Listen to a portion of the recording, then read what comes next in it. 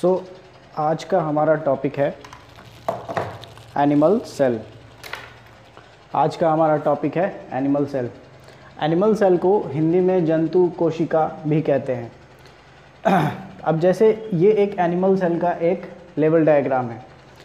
Animal cell और plant cell में एक बेसिक सा अंतर हम लोग पहले से जानते हैं कि एनिमल सेल के अंदर सेल वॉल नहीं होता है, जबकि प्लांट सेल के अंदर सेल वॉल होता है। जब प्लांट सेल पढ़ेंगे तो और डिटेल में उसको समझेंगे।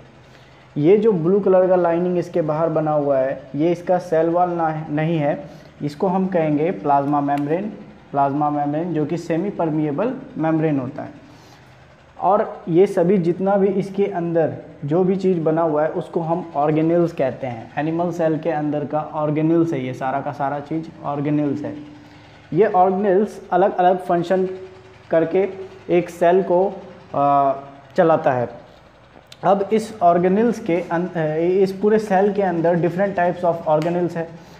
प्लाज्मा मेम्ब्रेन उसी का एक ऑर्गेनेल है और सबसे बाहर का हिस्सा होता है। ये सेमी परमिएबल होता है ना। अंदर में जो साइटोप्लाज्म है, जो लिक्विड है, थिक लिक्विड होता है, उसमें सारा ऑर्गेनेल्स इधर उधर तैर रहा होता है ना। मतलब उसमें सारा ऑर्गेनेल्स अपना अपना फंक्शन क्रिएट कर रहा होता है। ये प्लाज्मा मेम्ब्रेन जो है इसको अलाउ करता है साइटोप्लाज्म को कि ज़रूरत के हिसाब से ही अपना वेस्ट बाहर निकाले या फिर बाहर का चीज़ अंदर आ जाए, ठीक है, न्यूट्रिशन वगैरह। तो अब एक एक करके सारे ऑर्गेनेल्स को हल्का हल्का सा समझते हैं। उसके बाद फिर फाइनली जब एक एक ऑर्गेनेल्स को डिटेल में पढ़ेंगे तब इसका फंक्शन को और अच्छे से समझेंगे। अभी क्या है कि ये इसके सेंटर में ये जो दिख रहा है इसको हम कहते हैं न्यूक्लियस। न्यूक्लियस अकेला चीज़ नहीं होता है। न्यूक्लियस एक बहुत सारे ऑर्गेनेल्स का एक फंक्शन है, इसको सेल का ब्रेन कह सकते हैं। ये न्यूक्लियस है। न्यूक्लियस के चारों तरफ ये जो लाइनिंग है, ये जो ऐसे करके लाइनिंग है, ये होता है न्यूक्लियर मेम्ब्रेन, जो न्यूक्लियस को चारों तरफ से ढका हुआ रखता है, ठीक है। इस न्यूक्लियर मेम्ब्रेन के वजह से यहाँ पे जो खाली जगह बच जाता है इसको हम कहते हैं न्यूक्लियर एनवेलप। ये न्यूक्लियर एनवेलप जो होता है बहुत सारे छोटे छोटे पोर्स से मिलके बना होता है, जिसके हेल्प से क्या होता है कि ये जो अंदर का न्यूक्लियस के अंदर का जो लिक्विड है और न्यूक्लियस के बाहर का जो लिक्विड है, बाहर के लिक्विड को हम लोग साइटोप्लाज्म कहते हैं, ये तो हम लोग जान रहे हैं। अंदर के लिक्विड को हम लोग कहते हैं न्यूक्लियोप्लाज्म। अंदर के लिक्विड को हम लोग कह देते हैं न्यूक्लियोप्लाज्म, ठीक है। न्यूक्लियस के अंदर का लिक्विड है तो न्यूक्लियोप्लाज्म, न्यूक्लियस के बाहर का लिक्विड है तो साइटोप्लाज्म। अब इस अंदर के लिक्विड को जब भी न्यूट्रिशन का ज़रूरत पड़े या इसके अंदर से जो भी चीज़ बाहर आना चाहे, साइटोप्लाज्म में आना चाहे, वो इस एनवेलप के थ्रू आएगा, या बाहर का चीज़ अंदर आना चाहे तो वो इस एनवेलप के थ्रू आएगा। अब क्या है, इतने चीज़ों के बाद इस न्यूक्लियस के अंदर ये जो थ्रेड जैसा दिख रहा है, धागे नुमा स्ट्रक्चर, इसको हम कहते हैं क्रोमेटिन। बेसिकली इस क्रोमेटिन के अंदर हमारा डीएनए होता है। डीएनए मतलब डीऑक्सीराइबोन्यूक्लिक एसिड। उसके अलावा ये जो गुच्छा दिख रहा है इसको हम कहते हैं न्यूक्लियस, ठीक है। और इस न्यूक्लियस के अंदर हमारा पूरा का पूरा राइबोसोम्स होता है, ठीक है। यहीं पे राइबोसोम्स डेवलप होता है। बेसिकली ये जो होता है ये हमारा होता है आरएनए, इसको एमआरएनए भी कहते हैं, राइबोन्यूक्लिक एसिड, है ना। तो ये जो थ्रेड लाइक स्ट्रक्चर है ये डीएनए है और ये आरएनए है, राइबोन्यूक्लिक एसिड। यहीं पे राइबोसोम्स बनता है और फिर बाहर निकलता है। तो राइबोसोम्स का फैक्ट्री भी कहते हैं इसको, तो यहाँ लिख दिया फैक्ट्री ऑफ राइबोसोम्स। न्यूक्लियस को फैक्ट्री ऑफ राइबोसोम्स भी कहते हैं।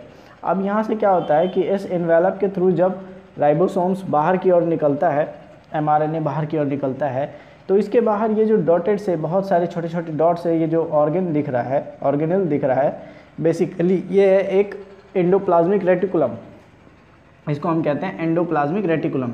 अब क्योंकि जितना भी यहाँ से निकला हुआ राइबोसोम्स है वो आके इसके वॉल्स पे चिपक जाता है, इसके वॉल्स पे पूरी तरीके से चिपक जाता है, तो ये देखने में कुछ रफ सरफेस जैसा लगता है, इसलिए इसका नाम रख दिया गया है रफ एंडोप्लाज्मिक रेटिकुलम। तो क्या सारा का सारा राइबोसोम इसी में चिपक जाता है? नहीं, कुछ राइबोसोम्स जो होता है वो हमारा साइटोप्लाज्म में भी तैरता हुआ दिखाई देता है। जैसे यहाँ पे ये पूरा राइबोसोम्स का एक गुच्छा है, तैरता हुआ दिखाई दे रहा है साइटोप्लाज्म के अंदर भी, जो यहाँ से निकलता है, इसके अलावा एक और प्रकार का एंडोप्लाज्मिक रेटिकुलम होता है जिस पे राइबोसोम्स ना के बराबर होता है या एक आध होता है, तो उसको हम कहते हैं स्मूथ एंडोप्लाज्मिक रेटिकुलम। ये भी सेल का ही एक ऑर्गेनेल है। इसके अलावा क्या होता है, सेल के अंदर माइटोकॉन्ड्रिया होता है एनिमल सेल के अंदर, जिसको हम कहते हैं पावर हाउस ऑफ सेल, है ना। ये पूरे सेल को पावर देने का काम कर रहा है, इसलिए पावर हाउस ऑफ सेल कहते हैं। माइटोकॉन्ड्रिया के बारे में एक और बात ध्यान रखना है कि ये डबल मेम्ब्रेन बाउंडेड ऑर्गेनेल है। डबल मेम्ब्रेन बाउंडेड ऑर्गेनेल है, मतलब इसके चारों तरफ 2 मेम्ब्रेन का निर्माण होता है, डबल मेम्ब्रेन बाउंडेड ऑर्गेनेल है। इसके अलावा लाइसोसोम्स होता है। लाइसोसोम्स को सुसाइडल बैग के नाम से भी जानते हैं, सुसाइड बैग, सुसाइड बैग के नाम से भी जानते हैं, डाइजेस्टिव बैग के नाम से भी जानते हैं। क्यों? क्योंकि सेल के अंदर का जितना भी वेस्ट प्रोडक्ट निकलता है उसको ये लाइसोसोम, इसके अंदर जो एंजाइम पाया जाता है वो एंजाइम इसको डाइजेस्ट कर देता है। इसके अंदर जो एंजाइम आता है वो हमारा रफ एंडोप्लाज्मिक रेटिकुलम से ये प्राप्त करता है। ठीक है, तो ये हो गया लाइसोसोम। लाइसोसोम जो होता है वो सिंगल मेम्ब्रेन बाउंडेड एक ऑर्गेनेल है। इसके अलावा हमारा गोल्जी अपरेटस होता है जो देखने में बोरे का लगे, जैसे बोरे का गुच्छा रखा हुआ है एक के ऊपर एक, है ना। तो ये हो गया हमारा गोल्जी अपरेटस। गोल्जी अपरेटस के अलावा एक जो इम्पॉर्टेंट है एनिमल सेल में पाया जाता है उसको सेंट्रियोल्स कहते हैं। सेंट्रियोल्स ये प्लांट सेल में नहीं पाया जाता है, जबकि प्लांट सेल में सेंट्रियोल्स की जगह एक अलग चीज़ पाया जाता है जिसको हम प्लास्टिड कहते हैं। प्लास्टिड, ठीक है, लवक, हिंदी में लवक कहें, प्लास्टिड, उसको प्लास्टिड कहते हैं।